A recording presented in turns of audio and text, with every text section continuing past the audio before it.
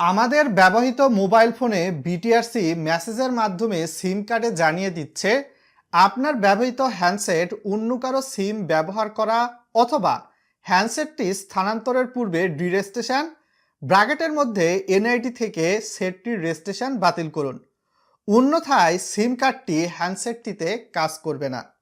আমাদের প্রত্যেকের ফোনেই কিন্তু দুইটা সিম কার্ড রয়েছে, একটা সিম কার্ড স্লট 1, একটা সিম কার্ড স্লট 2। আপনি যখন একটা নতুন সিম আপনার ফোনের সিম 1 বা সিম 2 স্লটে তুলতে চাইবেন, সেক্ষেত্রে পূর্বের সিম 1 বা সিম 2টি আগে ডিরেজিস্ট্রেশন করে তার পরবর্তীতে নতুন সিমটি ঢোকাতে হবে। ভিডিওটা লাইক করে শেয়ার করে দিবেন। বিস্তারিত বিষয়গুলো পানির মতো স্পষ্ট করে বুঝিয়ে দেওয়ার চেষ্টা করব। এই কাজটি আপনারা চাইলে সরাসরি কোড ডায়াল করেও করতে পারেন বা অনলাইনে করারও কিন্তু সুযোগ রয়েছে।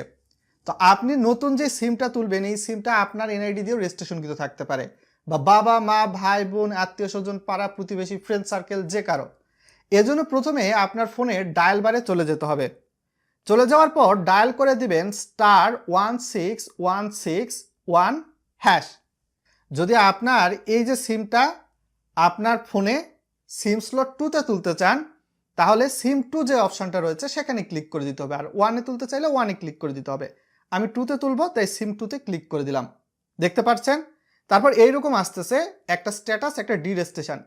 তো আমাদের ফোনে পূর্বে যেহেতু সিমটা আছে, এই সিমটা আগে ডিরেজিস্ট্রেশন করতে হবে সিম কার্ড স্লট 2 এর, তারপরে আমরা এই নতুন সিমটা তুলতে পারবো, আদারওয়াইজ কাজ করবে না।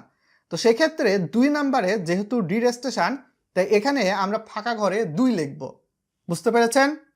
তো আমি 2 লেখার পরবর্তীতে সেন্ড অপশানে ক্লিক করে দিচ্ছি।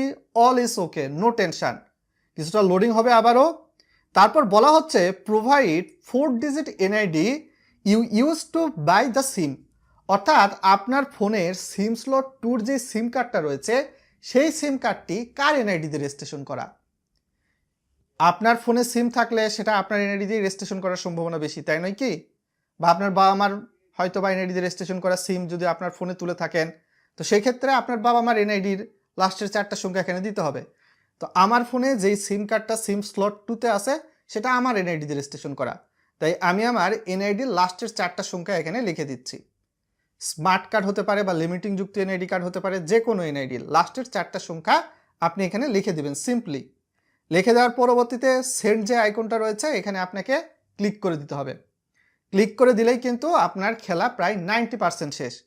তো দেখতে পাচ্ছেন এখন বলা হচ্ছে please enter the mobile number of new use example, অর্থাৎ আপনি এই যে ফোনে সিম স্লট 2তে নতুন একটা সিমটা তুলতেছেন, এই সিম কার্ডটা যদি গ্রামীণ হয় তাহলে 017 বা 013 দিয়ে শুরু হবে, তার পরবর্তীতে নির্দিষ্ট নাম্বার, সেটা আপনি ফাঁকা ঘরে দিবেন। রবি হলে 018 দিয়ে শুরু হবে, এয়ারটেল হলে 016, টেলিটক হলে 015, তাই নয় কি? বাংলালিংক হলে 019 বা 014।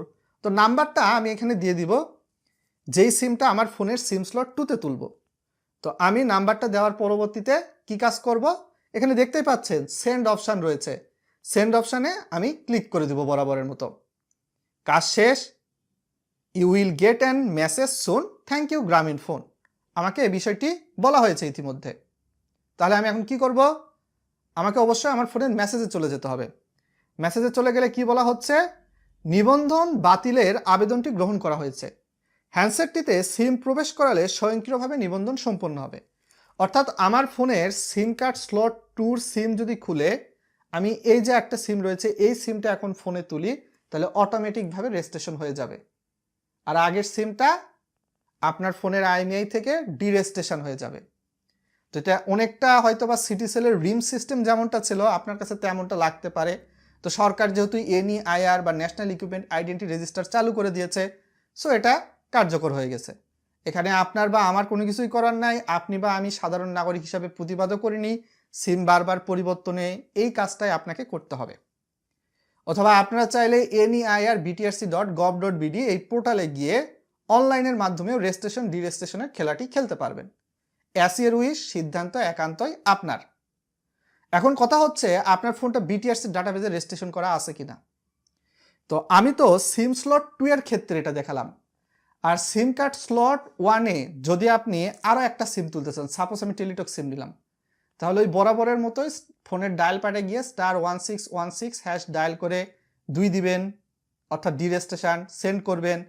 তারপর হচ্ছে 2 নাম্বার সিমটি কার এনআইডি দিয়ে রেজিস্ট্রেশন করা, সেই এনআইডি লাস্টের 4টা সংখ্যা দিবেন, সেন্ড করবেন। তারপরে আপনার টেলিটক সিমটা দিয়ে দিবেন, নাম্বার দিয়ে সেন্ড অপশানে ক্লিক করবেন। অটোমেটিক আপনার টেলিটক সিমটি আপনার এই ফোনের আন্ডারে রেজিস্ট্রেশন হয়ে যাবে। আর ফোনের 1 নাম্বার স্লটে যে সিমটা রয়েছে সেটা ডি রেজিস্ট্রেশন হয়ে যাবে, সেম টু সেম।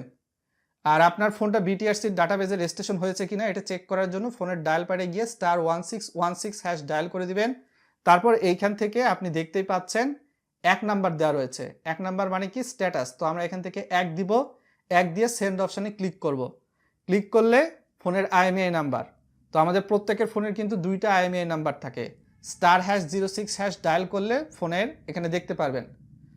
তো আপনি আপনার ফোনের সিম স্লট 1-এরটা যদি চেক করতে চান স্ট্যাটাস, তাহলে 1 নাম্বার আইএমইআই নাম্বার, 2 নাম্বারটা স্ট্যাটাস চেক করতে চাইলে 2 নাম্বার আইএমইআই নাম্বার।